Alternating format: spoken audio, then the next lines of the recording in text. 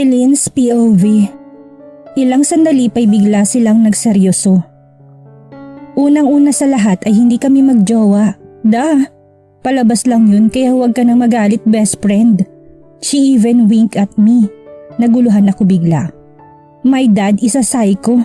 He's friends with Uncle Russell, right? Tumango ako. Ang daddy niya at daddy ko'y magkaibigan. Plastic ang daddy ko at namana ko yun sa kanya. Kaya huwag ka na magtaka. Nakipagkaibigan lang siya kay Uncle Russell para makuha ang tiwala nito at saka siya pababagsakin. Nang makuha niyang tiwala ni Uncle ay saka siya nagsimula ng plano.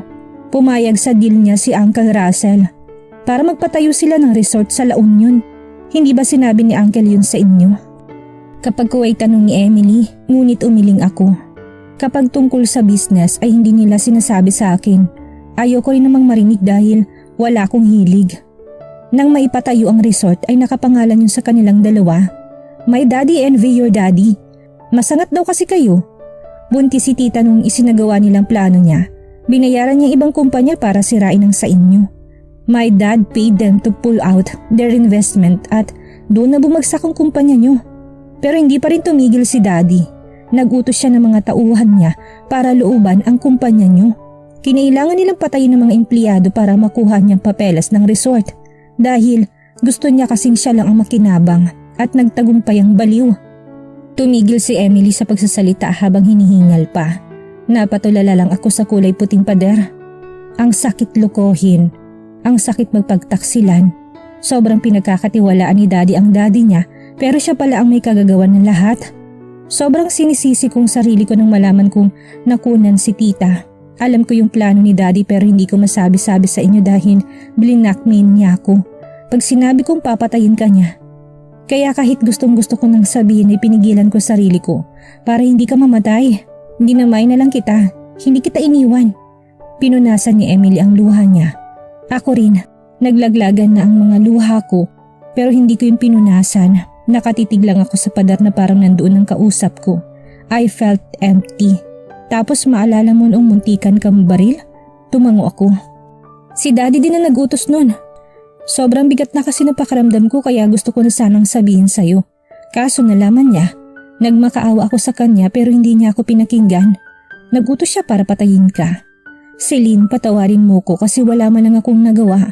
Tinawagan ko kaagad si Lucas para palabasin muna. Sinabi ko sa kanyang lahat-lahat.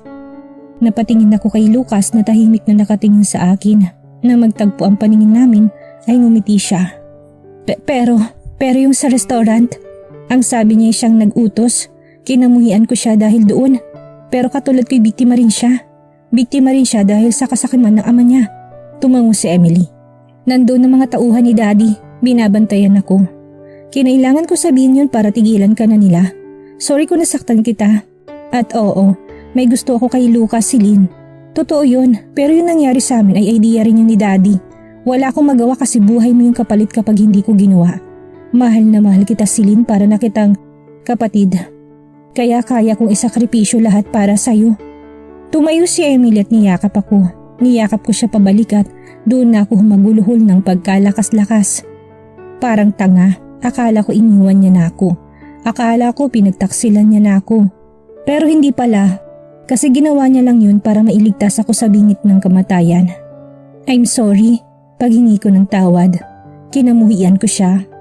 No, it's not your fault, Celine. I love you, best friend ko. Bati na tayo, ha? Ngumiti siya ng matamis kaya automatic din ako ngumiti at tumango sa kanya. Kapag kuway, sumuliyap siya kay Lucas at mahinang napatawa. Gaga, mahal na mahal ka niyan. Alam mo bang noong umalis ka para siyang tanga? Hindi na kumakain tapos laging umiinom ng alak. Nag-iwas ng tingin si Lucas bago napanguwi. O sige, aalis na ako ha. Kayo rin naman na mag-uusap, basta bati na tayo ha. Sure na this. By the way, alam ng parents mong lahat ng to? Humulakhak pa siya. Pinakiusapan lang namin para hindi kang bigla. Buntis ka pa man din noon. We don't want to risk the baby. Yun lang at umalis na si Emily. Ngayon kami na lang dalawang naiwan. I'm sorry, Celine. Si Lucas ang unang nagsalita. Napatingin ako sa kanya. Titig na titig siya sa akin na para bang ayaw niyang mawala ako sa paningin niya. I love you so much, Celine. I always blame myself for hurting you. Seeing you break down like that makes my heart shattered into pieces. Greg, Emily's father, wants to take you away from me. I was left with no choice but to leave you. Nalaman niyang lumago ulit ang kumpanya niyo dahil sa akin kaya gusto niya kung ako naman mapabagsak. Inisip niyang kapag kinuha ka niya sa akin ay babagsak ako, which is true because I can't live without you. Nax, Rainy, papahirapan ka niya hanggang sa hindi ko ibinigbigay sa kanya ang kumpanya niyo pero hindi ko yun gagawin. Ang sabi niya titigil lang siya kapag hiniwalayan na kita. Ang sabi niya hindi na nila pakikialaman ng pamilya niyo. Basta't saktan kita dahil kapag nasasaktan ka, doble yun sa mga magulang mo. I only wish for your safety kaya kahit masakit ay ginawa ko to save you and our baby. His tears fall. Lahat ng sinabi ko noon hindi yun totoo. Maniwala ka man o hindi pero mahal na mahal kita at ikaw ang kalahati ko, Celine. Hindi ko kayang mabuhay kapag wala ka. Nakagat ko ang labi ko. I was forced to file an annulment paper. It hurts, baby. So damn much but that is at least the only thing I'll keep you two safe. Parang dinudurog ang puso ko habang pinipirmahan yun. Nang makita kong dinugo ka ay parang gusto ko nang patayin ang sarili ko kasi napakagago ko. Dadalhin na sana kita sa ospital kaso naunahan ako ng kapatid ko. Saktong pagdating ng mga tauhan ni Greg ay dinakip nila ako. Ang dumi niya maglaro. Wala siyang isang salita. Walang bayag dahil hindi kayang tumupad sa pangako. Pinapili nila ako. Ang patayin ka o papatayin nila ako. Siyempre mas gusto kong ako na lang ang patayin nila kaysa ikaw. Kayo. Ikaw ang kalahati ko. Binugbog nila ako. Hindi pinakain at palaging pinapahirapan. Pero tiniis ko lahat ng yun kaysa naman ikaw masaktan. Gustong gusto na kitang makita pero hindi pwede kasi papatayin ka nila. Nang malamang nakauwi ka na galing sa ospital, napanatag ako kasi alam kong poprotektahan ka ng mga magulang mo. Saka lang ako piniyagan na lumabas ng selda para papirmahin ka. Kaya pala nila ako dinakip ay dahil hindi mo napirmahan ang annulment natin.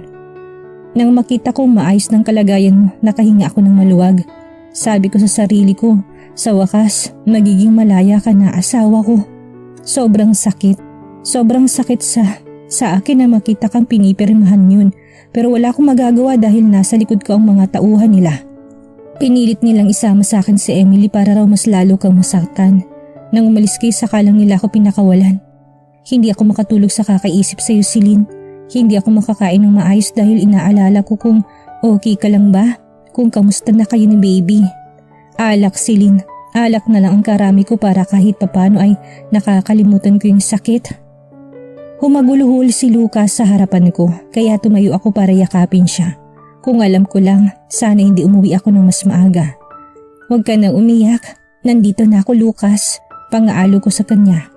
Halos mabaliw ako kakaisip sa'yo. Dinadalaw ako ng psychiatrist araw-araw. Napabayaan kong sarili ko. Mas lalo ako nabaliw nang nalaman kong nag-hire sila ng papatay sa'yo. Mabutit naka-aksyon agad ang mga magulang mo. Nanginginig na sabi ni Lucas. Nag-hire sila ng babaril sa akin? Hindi ko yun alam. Oh God! Pagkatapos nun ay muli na muli silang gumalaw. Pinakulong ni Emily mismo mga magulang niya. Hindi sa ipinagtatanggol ko si Emily, Celine pero hindi siyang kalaban. I hope you'll forgive her. Ngumiti siya kahit patuloy pa rin umaagos ang luha sa mga mata niya. Hindi ko alam kung anong sasabihin ko. Sinisi ko si Emily sa lahat. Sinisi ko silang dalawa. I'm sorry. Sinserong paghingi ni Lucas ng tawad. Pinunasan kong luha ko't saka tumabi sa kanya. Sinundan niya ako ng tingin. Don't be. I should be the one who's saying that. I'm sorry, Lucas. Hindi ko alam kung alam ko lang sana umuwi kami ng mas maaga. Sorry kasi sinisi kita. Pero ang sakit kasi Hindi ko nakayanan kaya umalis na lang ako. Hindi naging madali ang buhay ko doon. Mataman niya akong tiningnan. Kitang-kita kung paano umigting ang panga niya. Muntikan na ako nakunan dahil hindi ako kumakain ng maayos. Masisisi mo ba ako? Sobrang sakit kasi. Palagi akong wala sa sarili. Lagi kitang iniisip kung okay ka lang ba. Kung nasasaktan ka rin ba tulad ko. Kung masaya na ba kayo ni Emily. Gumiti ako't nag-iwas siya ng tingin. Nang 5 buwan ng tiyan ko ay nag-email at text sa akin ng attorney mo. At ang sabi niya, hiwalay na talaga tayo. Masakit, sobrang sakit. Nasanay na ako sa iyo Ni hindi ko nga maisip ang magiging buhay ko kapag wala ka. Iniisip ko pa lang na masaya ka sa piling ng iba ay parang gusto ko nang mamatay. Dinugo ulit ako noon, saka ko lang na-realize na ang tanga ko kasi mas pinagtutuunan kita ng pansin kaysa sa anak ko. Tumulo ulit ang luha ko matapos sabihin yon. Yung takot ko noong nakita kong sarili kong dugo na umaagos hanggang sa binti ko. Hindi ko alam ang gagawin ko noon kasi bigla ko namanhid. Sa sobrang pagpapakatanga ko, nakalimutan ko may supling sa sinapupunan ko. Hindi ko na malayang pinagsiklop ni Lucas ang kamay namin. Nanginginig na kasi ako. Magmula noon, pinilit ko ng kumain sa tamang oras. Inalagaan ko ni rin ang sarili ko at sinimulang kalimutan ka. Hanggang sa lumabas na siya sa akin. Walang makakapantay sa naramdaman kong saya nang marinig kong iyak niya. Sa wakas, mahahawakan ko ng anak ko. Nang mahawakan ko siya ay talagang nakalimutan kong lahat ng sakit na pinagdaanan ko. She gave light to my dark world. Binigyan niya ako muli ng kulay, ang makulimlim kong mundo. Puyat man ako gabi-gabi dahil sa iyak niya ay worth it naman dahil napalaki ko siya ng tama. Binigyan ko siya ng totoong ngiti. I want to thank you for everything you've done to me. The pain serves as my lesson. I've learned so much. Don't blame yourself. Hindi si Lucas nagsalita at tumingin lang sa mga mata ko. Ang mga matang yan, 4 na taon ko yung pinangarap muling tingnan. Sa lahat ng sakit na napagdaanan ko ay hindi ako sumuko. Mas naging matatag pa ako lalo.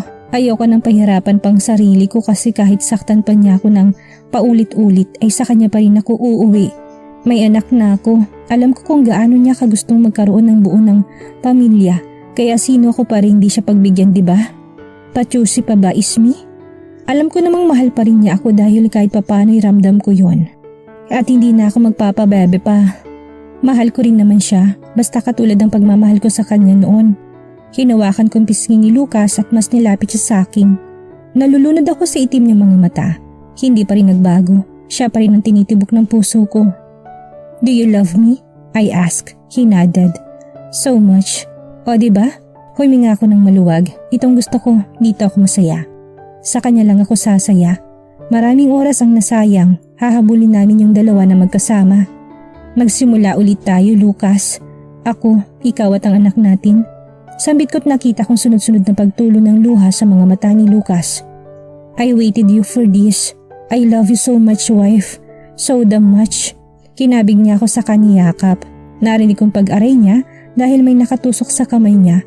Natawa ko pero teka. Wife? Ramdam ko pagtango niya kahit hindi ko siya iharap ay alam ko nakangiti siya. Hindi naman tayo naghiwalay eh. What? We both signed the annulment paper. Naguguluhang sabi ko. Adik yata to? Thunders na kaya nakakalimot na. Palabas lang yun. The papers are fake. You didn't read it right? He chuckled. Bigla kong umalis sa yakap ni Lucas at dinuro siya. Abay, iniyakan ko yun. Gago ka ba? Minumura mo ba ako? Tinasan ko siya ng kilay. Bakit? May problema ka ba? Tinaas ni Lucas ang dalawang kamay na parang sumusuko. May sinasabi ba ako? Ngumisi pa siya nang aasar. Sumasagot ka pa. Halika nga dito. Piningot ko yung tenga niya kaya napadaing siya. Hinawakan niyang kamay ko para alisin ang pagkakahawak ko sa tenga niya pero hindi niya yung binitawan. Sumasagot pa kasi eh. Aray, masakit.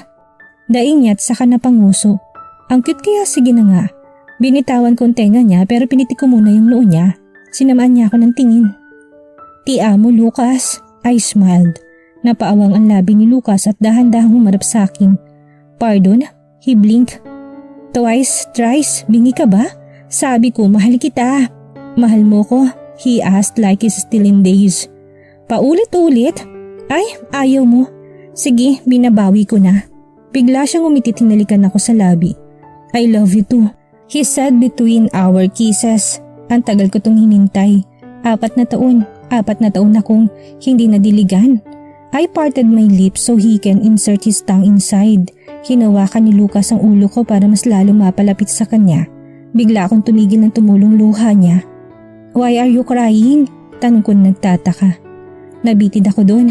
I missed you. Paus niya pang sabi. Napalunok ako. Double meaning. I miss you too. I said sa kahinila si Lucas pahiga sa kama. Inalis niya nakatusok sa pulso niya bago tinukod ang dalawang kamay sa ulunan ko. Dahan-dahan niya nilapit ang ulo ko sa akin pero natigil agad yun nang marahas na bumukas ang pinto. Sabay kami tumingin doon nang hindi pa rin gumagalaw sa posisyon. Nakapaibabaw pa rin si Lucas sa akin. Gosh! Tili ni Angelica kaya agad ako napabalikwas ng bangon. Ilang beses ba ako mabibitin sa araw na to? Nasaan yung iba? Tanong ko na mapansin kong walang anak ko pati sina tita. Pumasok siya sa loob at nagtawag ng nurse nang makitang naalis ang kamay ng kuya niya. Bigla akong pinamulahan. Pumasok ang nurse at tinusok ulit ang kamay ni Lucas. Sa hospital bed ha? Nangaasar na tanong ni Angelica sa tabi ko. 4 na taon, natatawang sabi ko. Madaming lumapit pero hindi ko sila pinansin. Bukod kasi sa may anak na ako ay kay Lucas lang ako kakalampag. Tigang na tigang, halatang hindi nadiligan. Si kuya rin naman. Sabay kaming sumulyap kay Lucas. He's wasted. Alam mo bang lahat ng lumalapit sa kanyang babae ay sinasakal niya? Char! Gusto niya lang daw ay ikaw. Sana all. I want to have jowa na rin. Inggit match kay kuya. Si Sian pangit may Marga na with Trisha pa. Tas si Kuya Lucas serious? May Celine na may Angel pa. 29 na ako oh. Ngumuso pa to. Wala bang nagtangka? Actually may sasabihin ako. Umusog siya papalapit sa akin. May jowa na kami 2 taon na kami. Secret lang natin ha? Nadiligan na rin ako't 4 na beses pa. Mahina nitong sabi na tila nag-iingat kaya napatawa ko. Magsasalita pa sana ako nang bumukas ang pinto't niliwan ng anak ko. Niyakap niya ako ng mahigpit kaya napangiti ako. Miss you me! Kumandong ito sa akin saka ako'y nalikan sa pisngi. How are you? I'm okay me? We went shopping! Masaya nitong sabit saka tinuro ang maraming paper bag sa may gilid. Humagikik pa siya.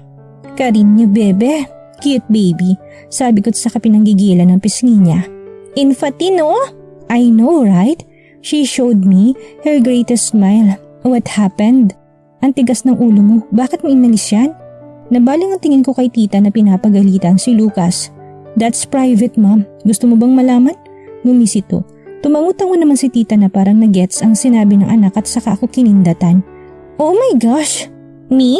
What's private?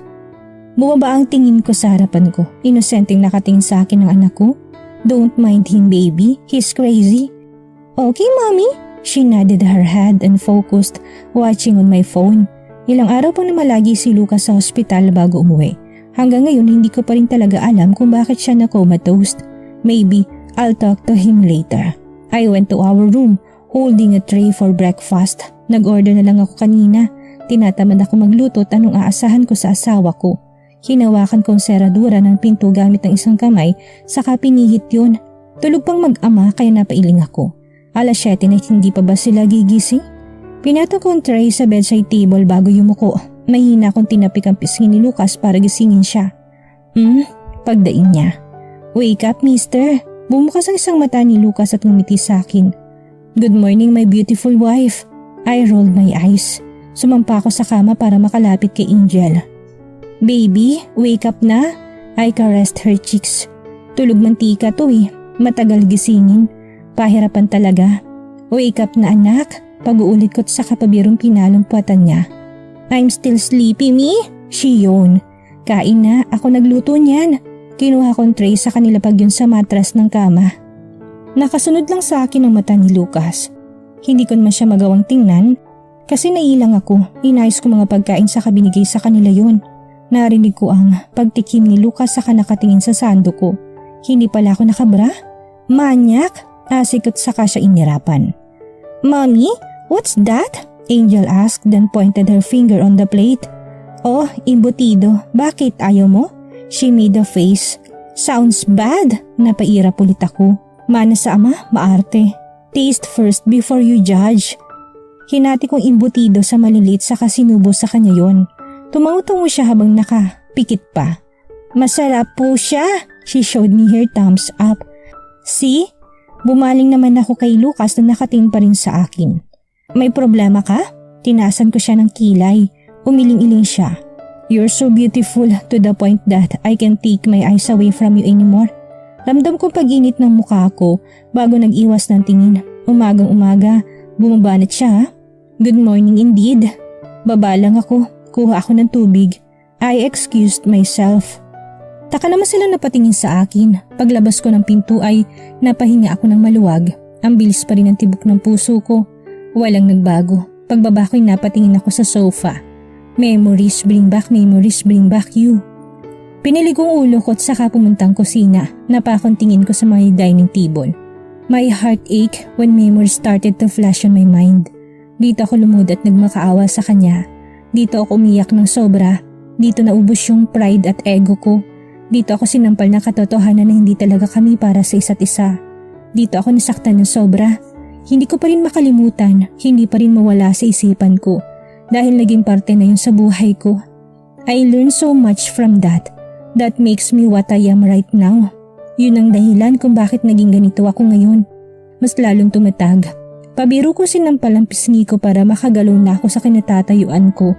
Pero ramdam kong basa ang pisngi ko. Hindi ko na malayang umiiyak na naman ako. I really need to move on. Hindi ako makakausad sa susunod na bukas kung daladala ko pa rin ang pasakit ng nakalipas. Kinuha kong 2 tumbler na nasa ref at nagtimpla ng gatas at kape bago umakyat na muli sa taas pero bago yun ipinunasan ko munang luha ko at inayos ang itsura ko. Inilapag kong 2 tumbler ng gatas at kape sa isang baso ng tubig sa may bedside table para hindi matapon sa higaan. Inalalayan ko pang kumain si Angel dahil lang kalat niyang kumain. Natatapon kasi yun sa kamat baka lang gamin kami mamaya. Let's go outside. Pagbasag ni Lucas sa katahimikan. Nagningning ang mata ni Angel na bumaling sa kanya. Alright daddy, do you want to go outside baby? He asked sa kahinalikan sa noo ang si Angel. Yeah, and then let's go shopping daddy. Okay, if that's what my princess wants. Ngumiti ito. Ang ganda nilang pagmasdan, hindi ko mapigilang maging emosyonal. Hindi pa niya nakakasama ang daddy niya.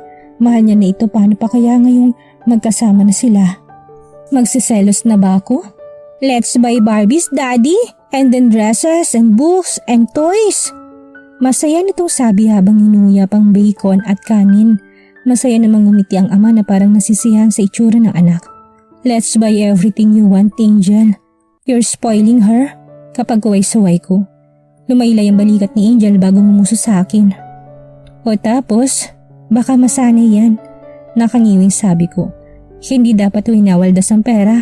Nag-aalala nga ako dahil baka lumaki siyang spoiled brat. Napakagatlabi si Lucas. So, as long as I can give what she wants, then why not? Napailing-iling ako. Perks of being billionaire. I know, right? Mayabang na sabi ni Lucas at saka kumindad pa sa akin. That's my daddy! He cheered. Nagpakandong dito. Napaupa ko dahil natapon yung sabaw. Nabasa na yung kama. Tininan ko sila ng masama. I'm sorry, mommy. I'm sorry, mommy. Sabi nilang sabit kapag kuwan ay nagkatinginan at sabay na tumawa. Napairap na lang ako sa kawalan. Magsama sila? Ako yung kasama niya ng halos 4 na taon. Tapos nakilala lang yung ama niya, kinalimutan na niya ako. Napahawak ako sa puso ko't umaktong tila nasasaktan. You don't love mommy anymore? Kunwari nasasaktan sabi ko. Nakita kong pagkataranta sa magandang mukha niya saka yumakap sa akin. No, I mean of course. I love you mommy so much. Wag na po ikaw magalit. Then she kissed me on my lips. At sa isang iglap na walang pagtatampo ko, tumingin ako kay Lucas bago siyang inisihan at napailing-iling naman siya sa akin. I love you too anak, sabi ko't saka pinanggigilan ng ilo niya. Napahagikik naman siya. Ako hindi mo mahal? Pakikisaw-saw ni Lucas. Then he gave me a panty dropping smile. Yung panty ko, pinigilan kong pagkawala ng ngiti ko sa labi.